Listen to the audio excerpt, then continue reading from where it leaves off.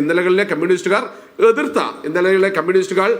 അതിർത്തി വെച്ച് കൊട്ടിയടച്ച സാധനങ്ങളെ ഇങ്ങോട്ട് കൊണ്ടുവരാനുള്ള ശ്രമം പിണറായി വിജയൻ സർക്കാരിന്റെ ഭാഗത്തു നിന്ന് ഉണ്ടായിട്ടുണ്ട്. നിങ്ങൾ തിരുത്തിയാലും ഇല്ലെങ്കിലും എനിക്ക് അനിൽ വിളയിൽ എനിക്ക് ഇഷ്ടപ്പെട്ടു. ഒരു വിരൽ നമ്മൾ ചൂണ്ടുമ്പോൾ 3 വിരൽ നമ്മൾക്ക് ഇടയിലേക്ക് 1925 RSS ഉണ്ടായത് മുതൽ 1947 ഓഗസ്റ്റ് 15 വരെ നിങ്ങളുടെ കോൺട്രിബ്യൂഷൻ എന്താണ് എന്ന് ഇതുവരെ വിശദമാക്കപ്പെട്ടിട്ടില്ല. 42-ലെ ക്വിറ്റ് ഇന്ത്യ സമരം നടക്കുമ്പോൾ 2 ലക്ഷം ഹിന്ദു ഭടന്മാരെ സൃഷ്ടിച്ച് 2ാം ലോക മഹായുദ്ധത്തിൽ പങ്കെടുത്ത് യുദ്ധം പഠിച്ച് തിരിച്ചു വന്ന് നമ്മൾക്ക് ഹിന്ദു രാഷ്ട്രം സൃഷ്ടിക്കാമെന്ന് പറഞ്ഞ സവർക്കറിന്റെ വിഖ്യാതമായ വാക്കുകൾ അവിടെയുണ്ട്. പിന്നെ നമ്മൾക്കൊക്കെ ദേശീയത എന്ന് പറയുമ്പോൾ നമ്മുടെ ഫീലിങ്സ്, ഇപ്പൊ ദേശീയ ഗാനം വരുമ്പോൾ നമുക്ക് ഫീലിങ്സ് വരും. അതുപോലെ തന്നെ ദേശീയ പതാക ത്രിവർണ്ണ കാണുമ്പോൾ നമുക്ക് ഫീലിങ്സ് വരും. മിസ്റ്റർ വിളയിൽ 1947 ഓഗസ്റ്റ് 15 നെഹ്റു പതാക ഉയർത്തിയപ്പോ ഈ നാട്ടിലെ പട്ടിണിക്കോലങ്ങളായ ആളുകൾ 3 നിറമുള്ള കടലാസെങ്കിലും ഉയർത്തി ഗ്രാമാന്തരങ്ങളിൽ ഉയർത്തി ഇന്ത്യൻ ദേശീയതയോട് താതാത്മ്യം പ്രാപിച്ചപ്പോൾ അഭിമാനത്തിൽ നെഞ്ചേറ്റിയപ്പോൾ ആകാശത്തേക്ക് മുട്ടി ചുരുട്ടി വിളിച്ച സമയത്ത് മഹാരാഷ്ട്രയിലെ പൂനെക്കടുത്ത് ഒരു വയലിൽ കുറെ ആളുകൾ, നിങ്ങൾ നേരത്തെ പറഞ്ഞ ഗോൾവാൾക്കർ ഉൾപ്പെടെ സവർക്കർ ഉൾപ്പെടെ ഉള്ള നമ്മുടെ മദൻലാൽ ഉൾപ്പെടെ ഗോഡ്സെ ഉൾപ്പെടെയുള്ള ആളുകൾ ഒരു കാവി പതാക ഉയർത്തിയിരുന്നു. അതായിരുന്നു നിങ്ങളുടെ ദേശീയത. ആ ദേശീയതയുടെ വ്യത്യാസമാണ് നിങ്ങളും ഞങ്ങളും. നിങ്ങളെന്ന് പറഞ്ഞാൽ കോൺഗ്രസ് അല്ല, ഇന്ത്യയിലെ പൗരനും RSSകാരനും തമ്മിലുള്ള വ്യത്യാസം.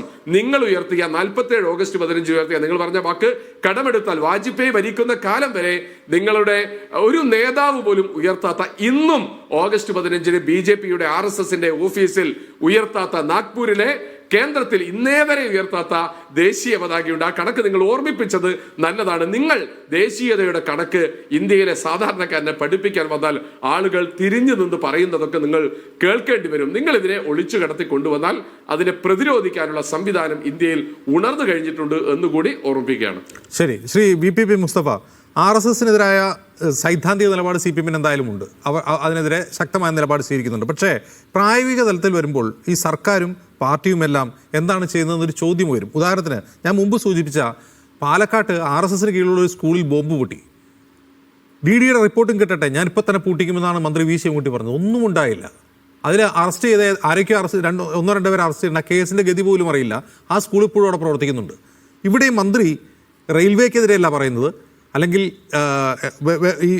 ഈ വീഡിയോ പങ്കുവച്ച കേന്ദ്ര സർക്കാരിനെയോ റെയിൽവേ മന്ത്രാലയത്തെ എല്ലാം വിമർശിക്കുന്നത് ആ സ്കൂളിനെതിരെയാണ്. ഓക്കെ, ആ സ്കൂൾ ഇക്കാര്യത്തിൽ തെറ്റ് ചെയ്തൊന്നും തന്നെ കരുതുക. ഇപ്പോൾ VP മുസ്തഫ പറയുന്ന പോലെ കുട്ടികളെ കൊണ്ട് ഇത് പാടിച്ച് RSSന്റെ അജണ്ട നടപ്പാക്കുന്ന ഒരു പരിപാടി ആ സ്കൂൾ ചെയ്തു. ഓക്കെ, NOC കൊടുക്കുന്ന സ്കൂളാണ്. ഈ മന്ത്രി എന്ത് ചെയ്യാൻ പോവുകയാണ്? എന്ത് റിപ്പോർട്ടാണ് അദ്ദേഹം തേടിയിരിക്കുന്നത്? പാലക്കാട്ട് നടന്നു തന്നെ ഇവിടെ ആവർത്തിക്കില്ലേ?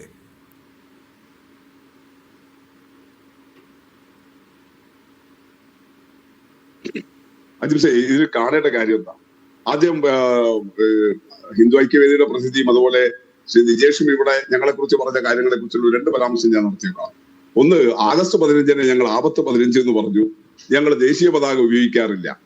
നിങ്ങൾ കാണേണ്ടത് ആഗസ്റ്റ് 15 ഇപ്പൊ ഇവിടെ നിജീഷ് ആദ്യത്തെ 1ാം സ്വാതന്ത്ര്യ ദിനത്തിന് പണ്ഡിറ്റ് നെഹ്റു ദേശീയ പതാക ഉയർത്തിയ കാര്യം പറഞ്ഞു.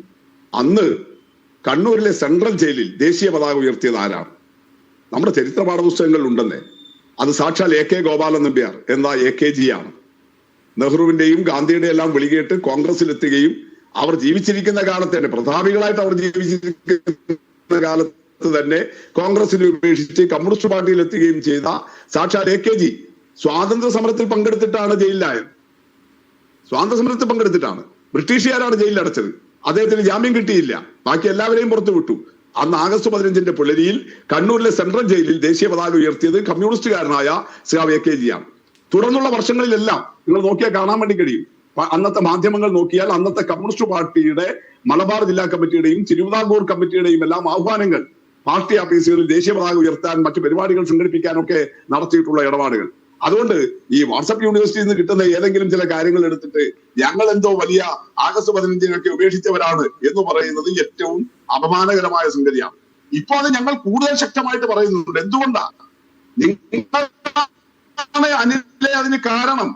നരേന്ദ്രമോദിയുടെ അധികാരാരോഹണത്തിന് ശേഷം ഫാഷിസ്റ്റ് സ്വഭാവത്തിൽ നിങ്ങൾ ഈ രാജ്യത്തിന്റെ ഭരണഘടനയെയും അതിന്റെ ദേശീയ ചിഹ്നങ്ങളെയും മതനിരപേക്ഷതയെയും ദേശീയ പ്രസ്ഥാനത്തിന്റെ മൂല്യങ്ങളെയും എല്ലാം അട്ടിമറിച്ച് RSS അജണ്ട നടപ്പിലാക്കുമ്പോൾ കൂടുതൽ വാശിയോടെ, കൂടുതൽ വീറോടെ പഴയ ദേശീയ പ്രസ്ഥാനത്തിന്റെ മൂല്യങ്ങളെ ഈ നാട്ടിൽ ഉയർത്തിപ്പിടിക്കാൻ, അതിനെ ഊട്ടി ഉറപ്പിക്കാൻ ഞങ്ങൾ ആവത് പരിശ്രമിക്കും. അതുകൊണ്ട് കൂടുതൽ ശക്തമായി ഞങ്ങൾ ആ ദേശീയ പതാകയ്ക്ക് വേണ്ടിയും ദേശീയ ഗാനത്തിന് വേണ്ടിയും ദേശീയതയുടെ മൂല്യങ്ങൾക്ക് വേണ്ടിയും നിലകൊള്ളും. അതാണ് ഞങ്ങൾ ചെയ്തിട്ടുള്ളത്. അതിന്റെ ഭാഗമായിട്ട് നിജേഷ് പറയുന്നത് എന്താ, ഈ RSS അജണ്ടയ്ക്കെല്ലാം വഴിവെച്ചു കൊടുക്കലാണ് PMCയിൽ ഒപ്പിട്ടത്. അങ്ങനെയാണെങ്കിൽ രാജസ്ഥാനിലെ കോൺഗ്രസ് ഗവൺമെന്റ് ഒപ്പിട്ട് കൊടുത്തത് ഈ RSS അജണ്ടയെ വരവേക്കലാണോ?